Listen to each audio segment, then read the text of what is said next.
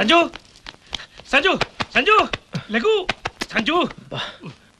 ఏంటి బాబాయ్ పొద్దున్నే పొద్దున్నే గొడవ? సిగరెట్లు కావాలంటే టేబుల్ మీద ఉన్నాయి. జోకులాపి లేగు పద అర్జెంటు.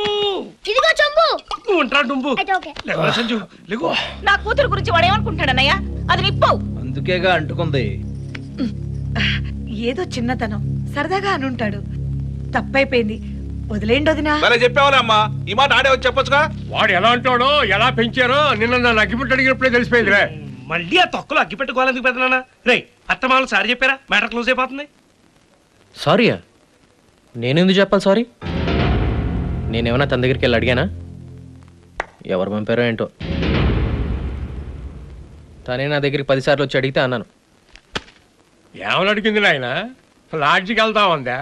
నన్ను తీసుకెళ్ళకుండా ఏదో మేనమావ కొడుకు కదా అని సరదాగా సినిమాకి వస్తావా అని అడిగింది. అంత మాత్రాన్ని ఇంత మాట ఎలా? సరిలేదు, ఆడు ఏదో మేనత్త కూతురని సరదాగా సరసమాడాడు, దానికి ఇంత రద్దంతం చేయాలా? ఈ గొడవ ఇంత ఆపేయండి. పదరా సంజు. ఏ గోపాలం, ఏలాకోలం ఆడబాక. ఎంత చనువు సరసం ఉంటే మాత్రం నా కూతురు లాడ్జికి రమ్మంటాడా? ఆహా, భలే చెప్పావే. నేను మీ కూతుర్ని లాడ్జికి రమ్మని ఎవరూ లేనప్పుడు ఒకే ఒకసారి అడిగాను.